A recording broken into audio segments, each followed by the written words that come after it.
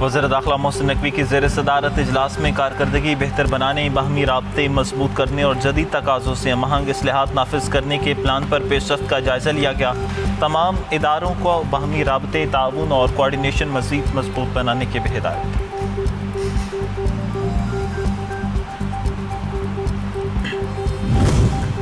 Khyber Pakhtunkhwa assembly کا اجلاس آج دوپہر 2 بجے طلب، ایجنڈا جاری، وقفہ سوالات اور توجہ دلاؤ نوٹس ایجنڈے میں شامل، مختلف بل پیش کیے جائیں گے۔ احساس ریڑھی باندھ بل پر قائمہ کمیٹی کی رپورٹ بھی ایوان میں پیش ہوگی۔ اجلاس میں مختلف اراکین اسمبلی کے سوالات اور دیگر امور بھی زیر بحث آئیں گے۔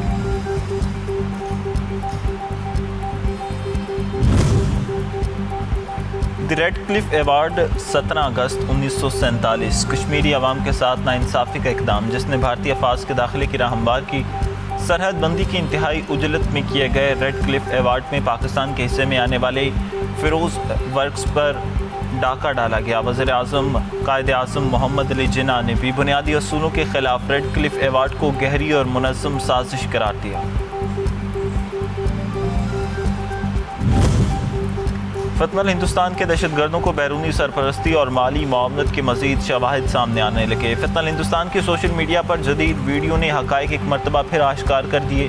جدید ڈرون، مختلف زاویوں سے ریکارڈنگ، ہائی ڈیفیشنسی کوریج اور ایڈیٹنگ پر سوالات اٹھ گئے۔ مختلف فتنہ الہندوستان کو بیرونی فنڈنگ اور تکنیکی سپورٹ حاصل۔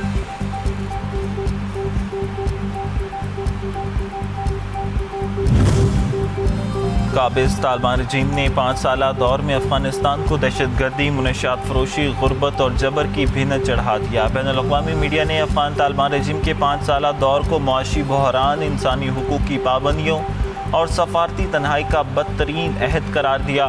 افغان طالبان رجیم میں خواتین کے حوالے سے صورتحال ڈراؤنا خواب بن چکی ہے۔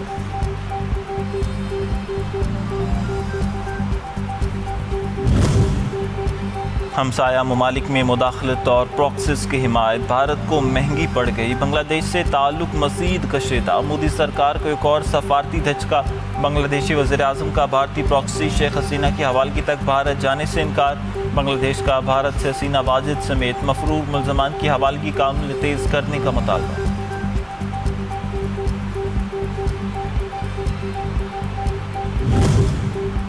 خطے کی بدلتی صورتحال میں بھارت نظر انداز، چین اور پاکستان کی شراکت داری مرکزی حیثیت اختیار کر گئی۔ جنوبی ایشیا میں بھارت کی بالادستی کے خواب کو چکنا چور، مودی حکومت کی ناکام خارجہ پالیسی کے باعث خطے میں چین مضبوط، جبکہ بھارت اسٹریٹجک طور پر کمزور اور سفارتی سطح پر تنہا ہو چکا۔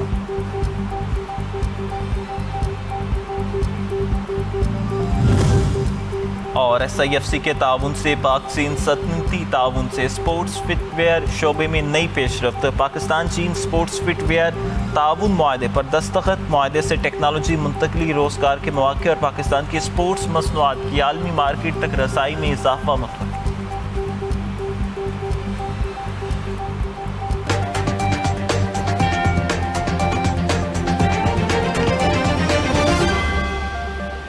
خلیجی ممالک میں ٹرمپ سے مایوسی بڑھنے لگی۔ اتحادی امریکی صدر کی سفارتی حکمت عملی سے ناخوش ہیں۔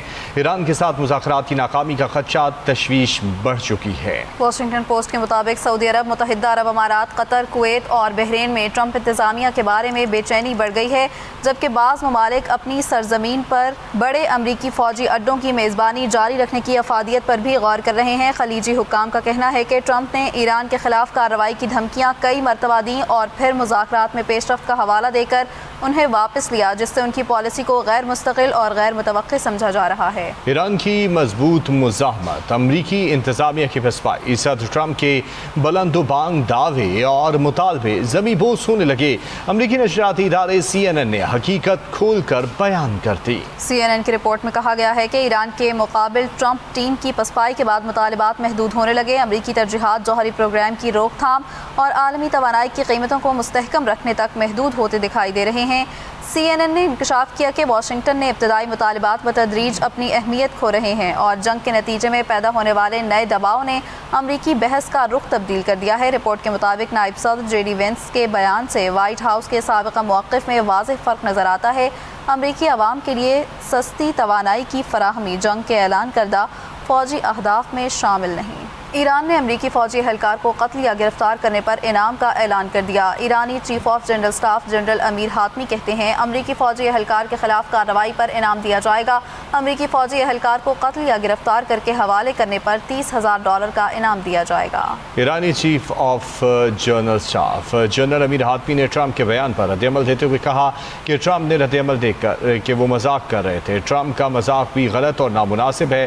جنرل امیر حاتمی نے کہا کہ آبنائے ہرمز اپنی سابقہ حیثیت میں واپس نہیں آئے گی۔ ایران آبنائے ہرمز کو اپنے عوام کے لیے ایک اہم تصویراتی اثاثہ سمجھتا ہے اور اس کے تحفظ کے لیے ہر ممکن اقدام کیا جائے گا۔ جنرل امیر حاتمی کے مطابق امریکی افواج کو خطے سے نکالنے کے فیصلے پر عمل درآمد شروع کر دیا گیا ہے اور خلیج، بحیرہ عمان اور آبنائے ہرمز میں امریکیوں کی دوبارہ موجودگی یا داخلے کی اجازت نہیں دی جائے گی۔ امریکہ کے فوجی اڈوں کو سابق پوزیشن پر بحال نہیں کیا جا سکتا اور ایران اس کی اجازت نہیں دے گا۔ آبنائے ہرمز کا معاملہ جنگ کے خاتمے کی بنیادی شرط میں شامل ہے۔ ایران کی قومی سلامتی کونسل کے سیکریٹری جنرل محسن رضائی نے سپریم لیڈر آیت اللہ سید مجتبیٰ علی خامنہئی کو پیغام بھیجا ہے جس میں انہوں نے نئے تقرریوں کو دانشمندانہ اقدام قرار دے دیا ہے۔